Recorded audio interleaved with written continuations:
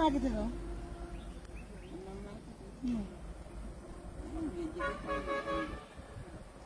How do you know?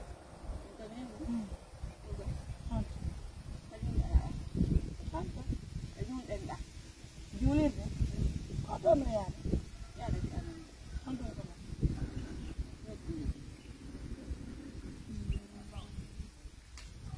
Mari bipe?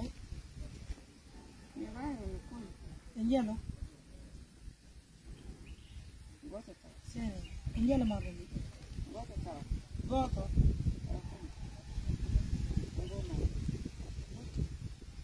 Quanto modi ho?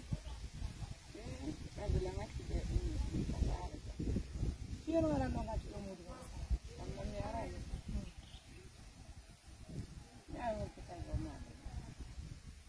Saron do.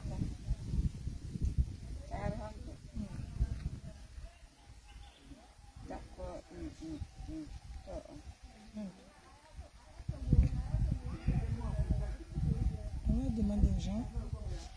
Biro, don't worry. Quando on do huntor de ande?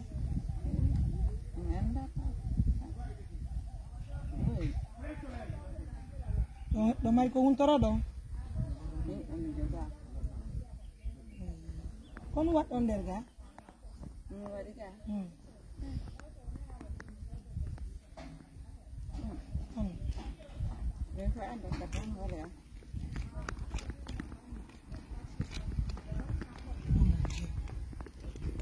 C'est pas facile, hein? Donc on va l'accompagner. Et il y a des camons.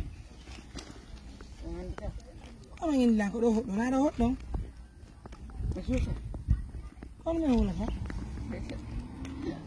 Ul bina me.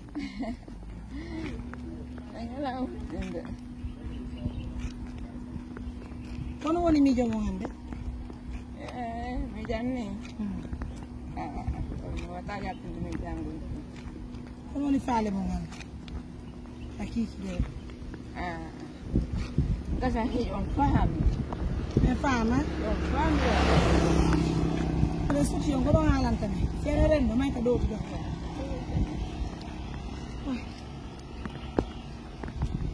Le passage est venu. Ndiara. Vous allez bien? S'il vous plaît, vous connaissez celle-là?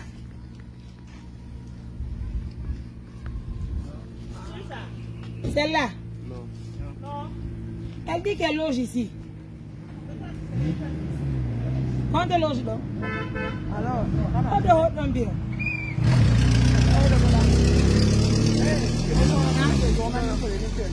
Bele mango da beori. Da be on de horizon. No, what be gondo. Mo na mo da fere na akwa ntu aba ko mo ko se ma mo se ko na wa. Mo ko ta be ndi. Mo ko we. E ko ngari mo na la be kama. Ni ron liyo min yo hollan ko nu fara do ka. Ko nu fara do.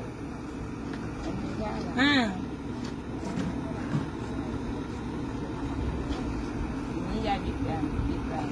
Quando abita mo?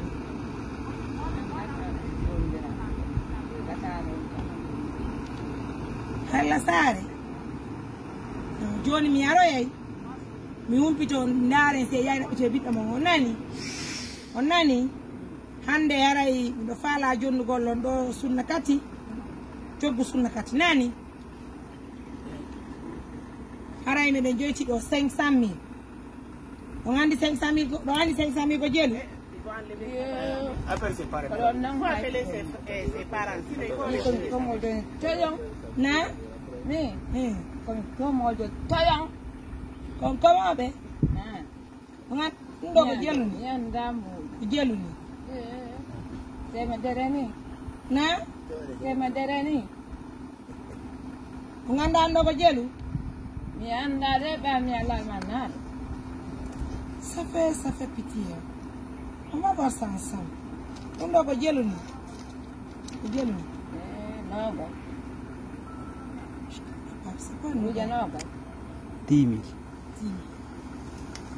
C'est pas grave. Como defanta nyamo sunna kati como defanta sunna kati mo nyamo. Ko ben ko to mo.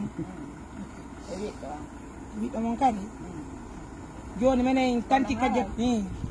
Kada wala tawa. Mesdames, messieurs, ça fait pitié de retrouver une maman, non seulement qui recherche ses enfants, et malheureusement, elle ne connaît même pas l'argent, mais néanmoins, assistance alimentaire d'urgence va l'assister aujourd'hui, à travers notre partenaire des États-Unis, comme on prend 500 000, on va remettre à l'autre, mais malheureusement, on ne connaît pas l'argent. Donc, on va attendre quelqu'un de sa famille qui prépare pour elle la rupture. Nous, on va faire la remise à tout à l'heure. Je sais, on va dire, kono wadi be koyere kono nangi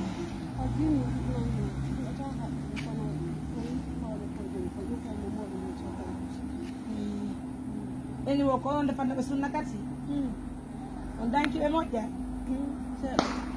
e danki e mojja eni men do on defande be sunna kati be wodi ka ara joni me ko buuri me ngandi ani be do fi sunna kati mabbe on 500 000 ni men jonni be ko be anda mbu joni men jonna be alfina kambe mbu mabbe nan fi huntare mabbe nani jabe jonne be ro jonne be ro nani do yo ko nani patto dira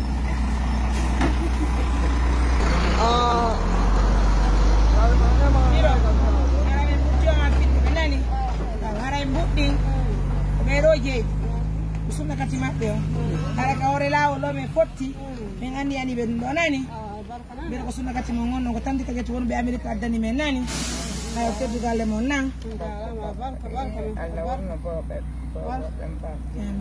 Allah akide nga jam amin Allah akkol ko faatno dalla amin barkana allez mesdames messieurs merci beaucoup. Ça fait plaisir, hein?